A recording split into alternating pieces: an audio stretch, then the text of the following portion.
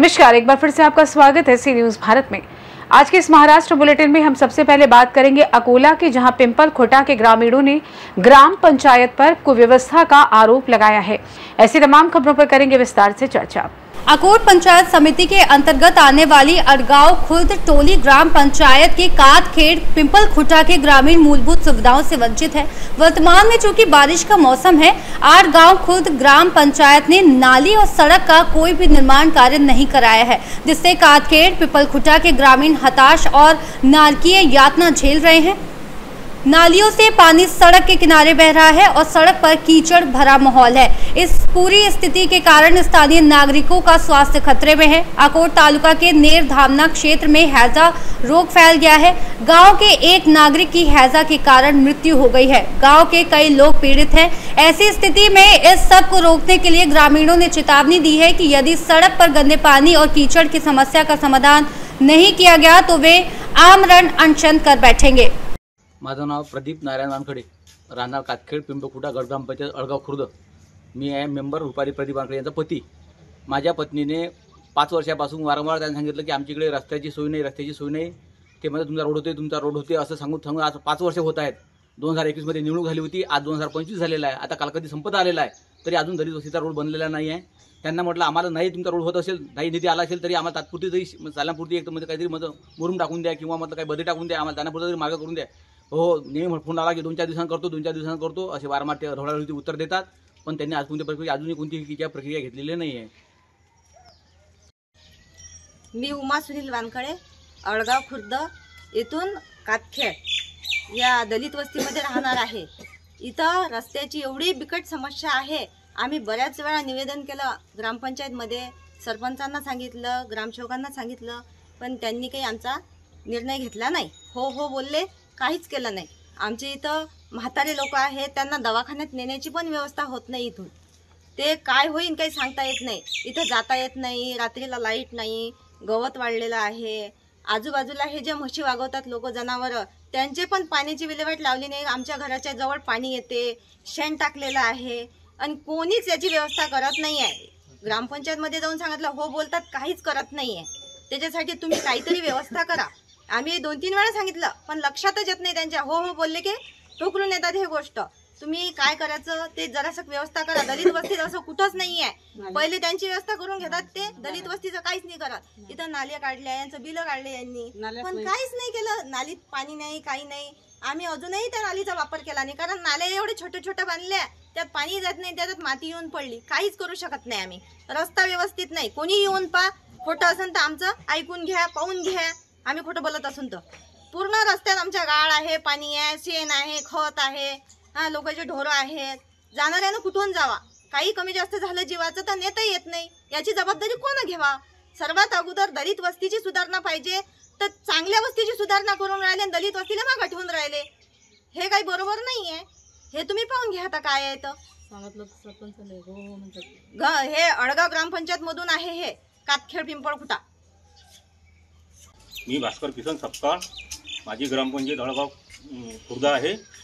तरी माझी आई खूप आजारी आहे, माझ्या आईला कॅन्सरग्रस्त आहे। तिची जर साहेब कधी जर डेट जर झाली तर आमच्या घरी 4 पाहुणे पण बसू शकत नाही, तर आम्ही करावं काय? तर आमची दलित स्थितीची परिस्थिती पाहून की आम्ही ग्रामपंचायतीला बोलतो, ते म्हणतात नाही आम्ही तुमच्या इकडे काही पण टाकत नाही। पण तरी त्यांनी आमची मागणी हेच नाही केली की आमच्याबरोबर तुम्ही रोडच द्या करून, आम्हाला तात्पुरती आमच्या घरापर्यंत एखादा ऑटो किंवा 2 व्हीलर गाडी तरी यायला पाहिजे। आमच्या घरी जो पेशंट आहे त्याला दवाखान्यात न्यायचा। आता मी साहेब मला तिथपर्यंत कमीत कमी मला माझ्या आईला उचलून न्यावं लागते, तर मी कसं करू? ही परिस्थिती आमची आहे। लाईटने आमच्या इथे काय आम्हाला साहेब येईनं मरू घातलं, म्हणजे आम्ही इतके लोक हे आहो काय? पण अकोटून आमचं गाव काही जास्त दूर नहीं है, 6 किलोमीटरच है।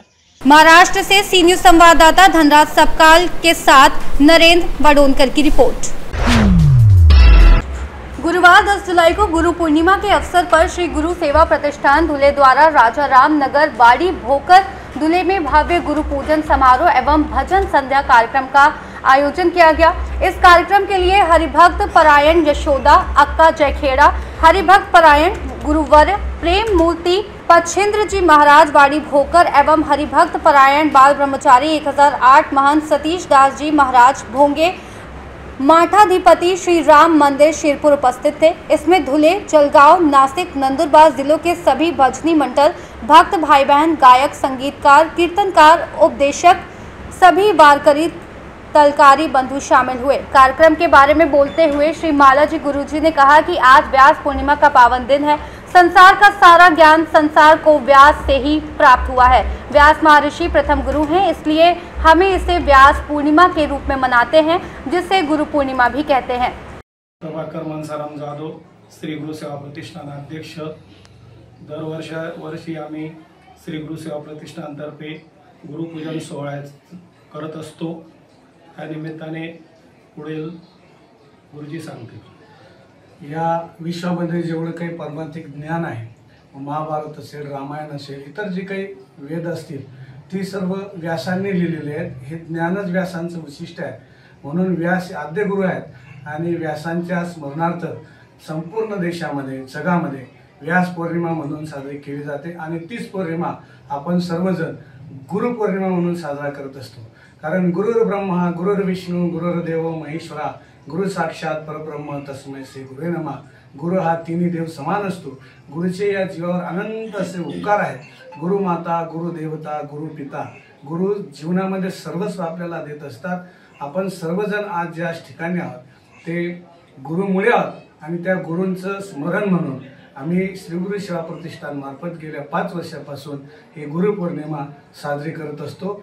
आणि आजही या गुरुपौर्णिमेनिमित्त हरिपाठ, गुरुपूजन सोहळा, महाप्रसाद आणि रात्री भजनाचा कार्यक्रम आयोजित केलेला आहे।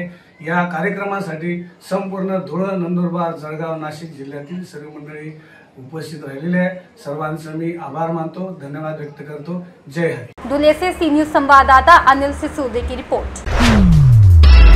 महाराष्ट्र सरकार 100 दिन के सफल कार्यकाल के बाद 6 मई से 2 अगस्त तक 150 दिन का कृति कार्यक्रम चला रही है, जिसमें विकसित महाराष्ट्र 2047 का विजन डॉक्यूमेंट बनाया जा रहा है। इसके लिए नागरिकों से सूचनाएं प्राप्त करने हेतु 18 जून से 17 जुलाई तक सर्वेक्षण किया जा रहा है। इसकी जानकारी उप मुख्यमंत्री अजित पवार ने विधानमंडल में दी।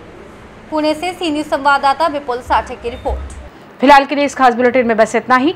देश दुनिया की तमाम बड़ी खबरों को जानने के लिए जुड़े रहिए सी न्यूज भारत के साथ। हर खबर आपके साथ, आपके हाथ।